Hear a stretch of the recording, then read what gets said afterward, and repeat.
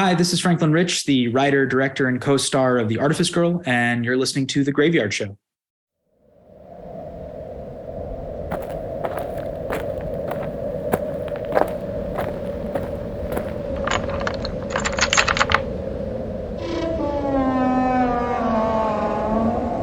Welcome to the Graveyard.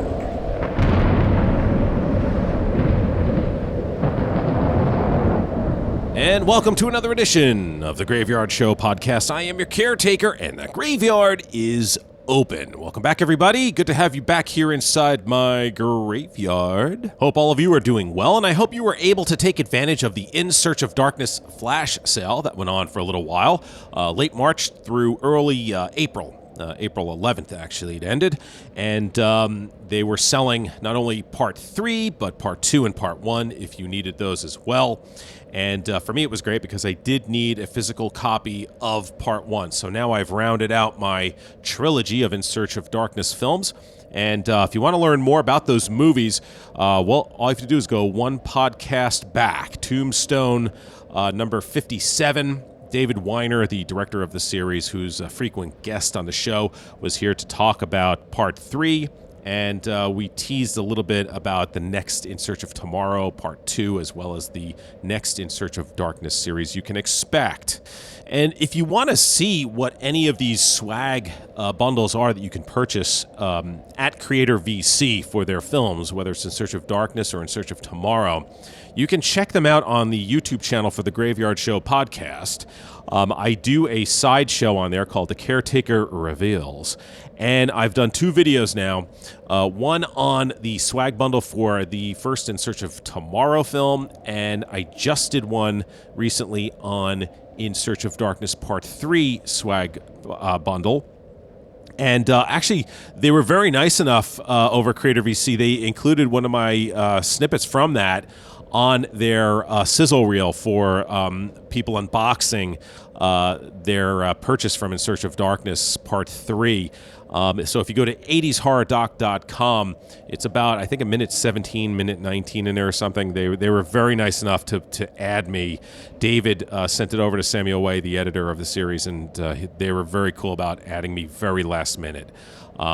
So that was very cool to be a part of that as well. They just make some great stuff. The movies are fantastic, and obviously you know how much of a fan I am if you listen to this show, and if you're new to the program, well, you can tell because I've had, David's been on this show probably about 8 times now. Robin Block, the creator of the series, as well as the owner of Creator VC and the producer of the series. He's been on. Jamie Chambers and Don McLennan Jr. from Weary Pines, the team that scores all of these movies. They've been on the show, so just a big fan of their work over at Creator VC. Speaking of fans, I am a fan of this film I'm going to be talking about today, The Artifice Girl. And as you heard at the top of the show, Mr. Franklin Ritch is going to be here. He is the writer, he is the director, and he is one of the co-stars of his new film. This is actually his feature film directorial debut. The film has been winning awards and has been getting some great reviews and reactions right out of the gate.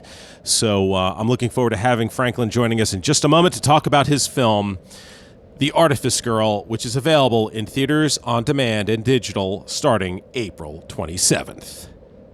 Very quickly, I have a couple of notes. The first one is going back to the Graveyard Show podcast YouTube channel. I just recently uploaded a trailer for a new documentary coming out called Hollywood Dreams and Nightmares, the Robert Englund story. That's right. We finally have a documentary on the man who, well, is very well known as Freddy Krueger, but it's about time that we finally get some love for the man, the actor, filmmaker. It's going to be coming out in June, and you could check the trailer out right now. Some of the people who are included in the documentary will be Lynn Shay, Eli Roth, Tony Todd, Heather Langenkamp, and a whole lot more. And you can find the trailer on the Graveyard Show Podcast's YouTube channel. That's youtube.com/@Graveyard Show Podcast. @Graveyard Show Podcast is the handle for the YouTube channel. Speaking of trailers, there is a new trailer out for the latest installment of the Subspecies series. If you're not familiar with them, they are some great vampire movies that Full Moon made back in the 90s. And actually, part 4 came out in 1998, if you can believe that. So we're looking at 25 years after the fact. Subspecies 5, Blood Rise, is coming out. It will be with Anders Hove, who will once again be reprising the role of Radu, our favorite vampire. And Denise Duff will be in the film, as well as Kevin Spiritus, who was in the original series as well. So it's nice to see some of the actors from the original series joining in this film as well. Now, the reason why I say that is because this is actually an origin story for Radu. And it tells how he became this vampire and his bloodline, all of that. So you can find it online. It's not on my channel, but you can find it online for Subspecies 5, Blood Rise. Speaking of horror franchises, were you able to get out and see the new Evil Dead movie, Evil Dead Rise? Well, I did, and I'm going to hold my thoughts on what I thought of that movie for next show.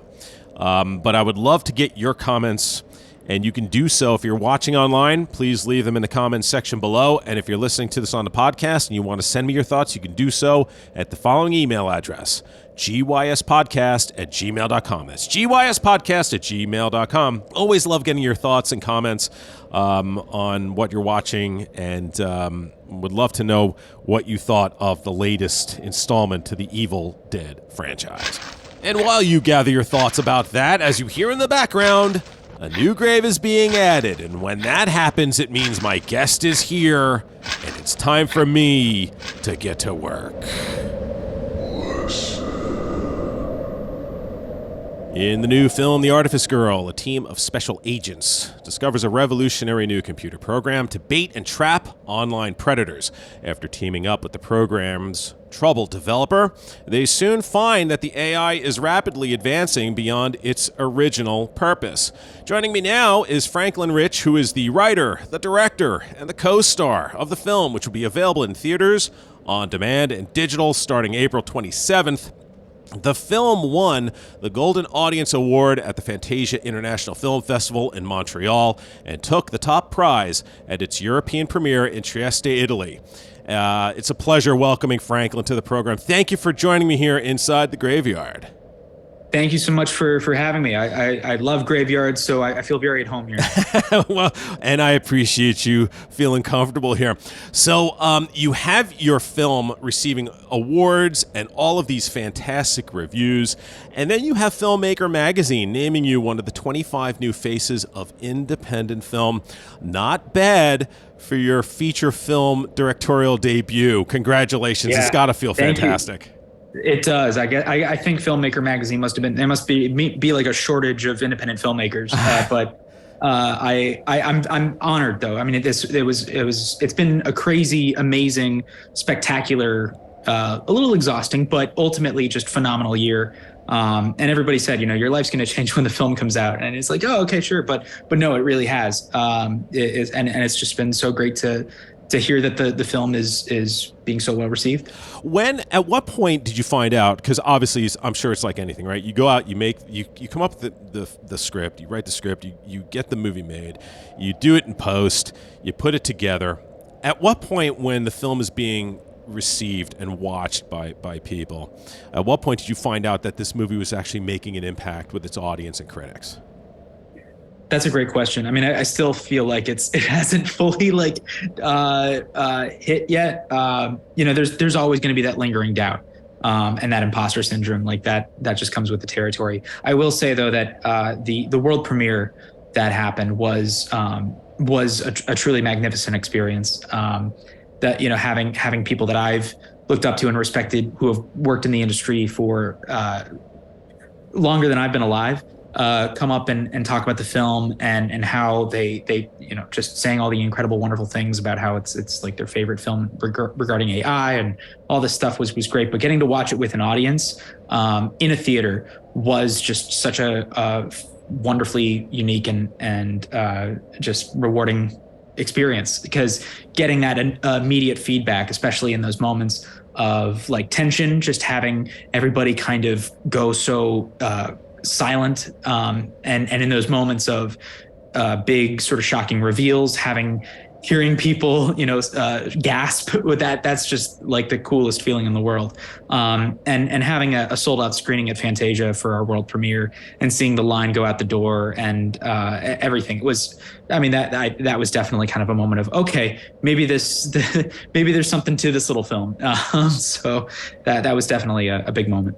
So I gave a synopsis of what the film was about. Where did you come up with the idea for the film? So I had been reading a lot of articles over the years about how AI and technology was being used to combat human trafficking and predators and criminals online. And I just thought that was the coolest thing in the world. Like, what a great use for technology. I remember thinking like it would be really fascinating to know like what kinds of interesting conversations and discussions were happening between these developers behind closed doors. But I didn't feel really compelled to write anything until at one point there was just sort of this epiphany of, there could be a thematic parallel between the budding adolescence of AI and childhood trauma. And once that kind of connection was made in my head, it was like, okay, this is a story that I have to tell. And that's really where the idea came from. The film is certainly very topical, with AI being in the forefront of news this last few months, few years. I was wondering how your film affected people when they've seen your movie, and then have they talked to you about your movie versus what's actually happening right now, or what we think is going on with AI? Absolutely. I mean, and that's been a wonderful, exciting, terrifying coincidence. No one's been talking about AI as much as they have in the past 2 months. And I wrote the script and we started working on this project back in the spring of 2020. So we weren't anticipating this to be such a hot topic at the film's release. But no, I don't try to presume. I'm not suggesting that the way that the film depicts AI is necessarily what the future of AI will look like. I think AI right now is it's so intense. It's how rapidly it's sort of evolving, and I think there are two very valid kind of camps of feeling about it. Some people are enormously excited, and some people are absolutely terrified. And I think both are understandable completely. I'm not entirely sure where I fall on it. I think though what the film does have to say that I do think is still relevant to where we are with AI is that AI is a reflection of the people that create it. So if it's built for nefarious, criminal, opportunistic purposes, that's what it's going to give us back. If the AI is built for altruistic and moral reasons, ethical reasons, then we'll probably have less reason to be terrified of our social security numbers and privacy and all that. But at the same time, we as humans are still very flawed, and the characters in this film still have undealt with trauma, and it's those kinds of flaws that end up getting reciprocated and passed down into the AI program. So I do think that regardless of what AI looks like and how different it will be from its depiction in our film, I do think that we should still be approaching AI with thoughtfulness and compassion and integrity. There's a lot of tech talk in your film. And yes. And I was wondering if you had a background in tech or if you just did a whole ton of research. I did not. I am actually very technically inept. And I'm sure anybody that's actually in who is like in advanced programming will watch the film and be able to punch holes in all of the jargon. But no, I just I thought that the technology and the science fiction aspect was a fantastic conduit to exploring the ethical and philosophical themes in the film. So I did do an intense amount of research and took an online course in machine learning, did lots of stuff online. But then also I felt that the most helpful form of research was having phone calls and Zoom calls and conversations with real people, real professionals in this field. That I think was the most helpful in kind of getting as close as I could to speaking the language in the script, and also tapping into the humanity of the people working on these types of programs. What I loved about your movie is, well, there are a lot of things, but it reminded me of current filmmaker Alex Garland's productions, like whether it's Ex Machina or Devs, something contemporary, but it also brought me back to classic Star Trek. Like, I could see Kirk, Spock, and McCoy having those debates in your film, like we've seen them in so much classic Star Trek episodes. I was wondering if you had a classic Trek or classic sci-fi influence when you were putting your script together. I'm so glad you said that, and I hope Paramount Plus is listening right now. So here's the funny story. I had always kind of, I am not I'm a big film buff, and some of my favorite films are science fiction, but I would never dare to say that I was a science fiction, aficionado. I had kind of written off Star Trek as being heady, sort of dry science fiction television that I was just not really interested in. Until shortly after writing the Artifice Girl script, my sister, who is a huge Next Gen fan, was like, "Listen, Franklin, you have to watch it. You have to watch Next Gen." And I was like, "Okay, I will sit down and I will watch like the first few episodes." And 3 days later, I hit pause and realized I was like on season 3. I binged that show so quickly and got so insanely. I mean, I know I'm super late to the party, but Next Generation and Deep Space Nine, which I've gone on to watch later, it's just some of the best television out there, and absolutely was a huge influence on the production and sort of the even though I didn't watch it until after writing the script, it was still a huge influence on kind of Roddenberry's vision of the future was so idealistic and beautiful. And I definitely loved just this idea where we get to watch smart people with really good intentions just doing what they do well. And there will still be ethical dilemmas and conflict, but it always comes from such a pure and wonderful place. And so absolutely, thank you for mentioning Star Trek, because yes, definitely, inadvertently, our film definitely has a connection to that. Yeah, my pleasure. I mean, really, you did an amazing job. This is a great drama, but it's also just great science fiction. It really is. Speaking of great science fiction, you were able to cast not only one of the great actors of our time, one of the great horror actors, but also who played one of the great, well-known AIs, Bishop himself, Lance Henriksen. Talk to me about casting him, and also, if I'm remembering correctly, did he not have a line about not having his bishop taken when he was playing chess? I think I kind of realized that after the fact. Oh yeah, I mean, there's some subtle nods and some not subtle nods. I mean, yeah, Lance was always at the top of our list for obvious reasons. Now, we never, at the start of this project, never thought that we were going to get him. We thought that was a pipe dream, but no, he. I mean, obviously, he's such a legend and such a phenomenal actor, and such an incredibly good guy. But we were just not sure if that was even possible. But he read the script and took on the project. And here's the thing, like with a lot of these big Hollywood legends and veterans, like they always, like, there's always this possibility that they'll show up to set and just do the lines and then go home, right? Like they're just there for a quick paycheck. But Lance was so connected to the material.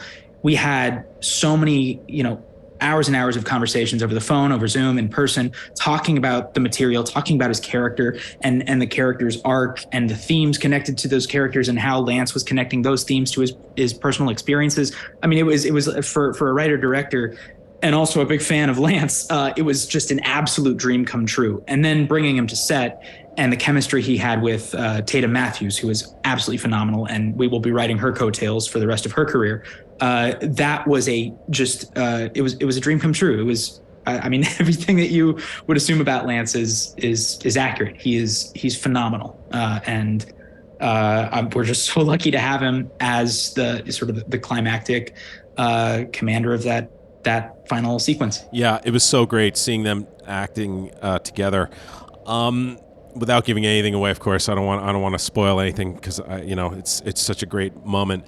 Thank you. Speaking of Tatum, casting her as Cherry, she had to not only be convincing as AI, she had to bring other qualities to the role as well. How did you end up getting her in the film? Yeah, so I had worked with Tatum. I like to sort of say, oh, I discovered her. But of course, like while we were in production for Artifice Girl, she was already like landing big jobs and roles elsewhere. But before that, several years ago, back in I think 2018, she had auditioned for a community theater play that I was directing here in Jacksonville. Called Wait Until Dark, and she came into audition for a small role for a child, and she delivered this monologue that made everybody in the audition room start to cry, and we were like, all right, like got the part, obviously, but we kind of knew like in the future we'll have to give her something more interesting to work with. But I had worked with her on several other short films and other theater productions. So we'd already kind of built up that trust. So when the idea of Artifice Girl came about, it was a no-brainer. It was going to be Tatum. And not only, we had high expectations of her, obviously, because it's a profoundly difficult character to portray, but she exceeded our expectations at every step of the way. Not only with just conquering all of that technical jargon and complex sci-fi vocabulary, but also walking that tightrope of being uncanny valley, but also showing glimpses of humanity and obviously the twists and turns her characters take. She does with such just impeccable finesse and talent. Ken, we're just incredibly lucky that she was in our team. Well, listen, I know you're under a tight timeline, so I want to thank you for taking the time to join me here on the podcast. Maybe another time we can sit and talk more about your film, because there is a lot more that I'd like to get to at some point down the road. But listen, congratulations on this film. It's a great movie, and I cannot wait to see more of your films or TV series as I see maybe rumored to be happening. Listen, best of luck to you in the future. Thank you for joining me here on the show, and definitely would love to have you back on the program again down the road. Thank you so much. This was an absolute pleasure. I'm always happy to talk, so reach out anytime. And thank you. Thank you so much. And as I put this interview to rest, what a great guy. We did have a limited amount of time to talk, unfortunately for me, because I could have just chatted his ear off for probably about an hour. And if you're a listener of this podcast, you know these interviews can go on for quite a while. That's the beauty of podcasts. They're kind of timeless or limitless in their time to do interviews. I've done 3 shows with one guest. But listen, I'm very serious when I say check out The Artifice Girl. It is a great science fiction film. It's a great drama as well. It is really in the vein of Star Trek, as well as Devs or Ex Machina that Alex Garland has done. Just great stuff. And cannot recommend this movie enough. I do mean that very seriously. And again, it is available starting April 27th in theaters, on demand, and digital. The Artifice Girl. I don't think you're going to be disappointed, especially if you're a really big fan of science fiction, man. You're going to gobble this stuff right up. And as I begin to close down the Graveyard, I would like to remind you about the Graveyard Show podcast on YouTube. There is some new material up there. I have a new edition of The Caretaker Reveals on the Amusement Park Blu-ray. It is a spoiler-free review of the Blu-ray disc, George A. Romero's discovered classic. If you haven't seen it, or if you're not familiar with it, I give a very basic review about the movie, show you some clips that are available on the Blu-ray disc. It's kind of like one of those open box things. And then the next one is going to be, cannot wait on this one. Just got it the other day. The Count Yorga collection. It's coming soon to the Caretaker Reveals. I finally purchased that set from Arrow, and it looks really good. And I will do a much longer caretaker reveals on that. One, because I know all of you that are following me online, you've been gobbling up the 2 shows that I did on Catacombs of Horror, on Count Yorga Vampire and The Return of Count Yorga. And this one, because of that, I want to spend a little more time on these discs. And, well, you get a lot of stuff with it, too, even more than I expected. And I was reading up on it like, oh, okay, great.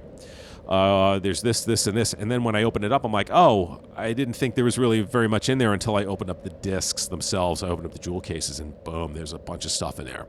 So that is coming up soon as well.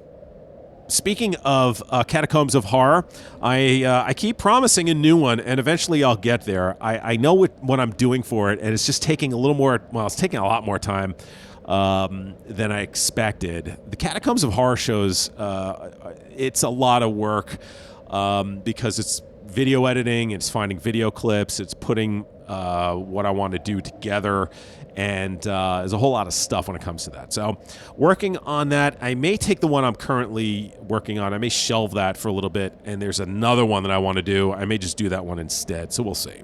But again, check out the Graveyard Show podcast on YouTube. Make sure you're a subscriber because there's more and more coming your way as the weeks go by. A lot more going on the YouTube channel than with the podcasting. Speaking of podcasts, if you are just a podcast subscriber and you just want to stay that way, that's fine. I'm not offended. I'm not angry. I'm not bitter. Totally understand. There's a lot out there. I get. But if you are just a podcast subscriber, the next thing you're going to be getting after this podcast is a new old podcast. A new GYS classic is going to be uploaded, and it's going to be The Undertaker interviewing Dr. Gangrene, Larry Underwood. That is going to be from November of 2009. So another horror host interview coming your way next here on the Graveyard Show podcast with a new GYS classic podcast. All right, this is going to be a short one, folks. I'm so glad you were able to stop by and say hello. If you're new to the program, hey, there's a whole ton of stuff for you to check out. You have, 57 or 60 other shows you can listen to and catch up on. And if you're following me online, you have the George A. Romero wing, you have the In Search of Darkness wing, you have the Horror Host wing, you have all kinds of stuff where you can go and check it out. You have the Caretaker Reveals, Catacombs of Horror, BC's Video Vault, and I'm sure there's other stuff I'm forgetting. Oh yeah, old horror promos, old Graveyard Show podcast promos, all kinds of fun stuff for you to catch up on.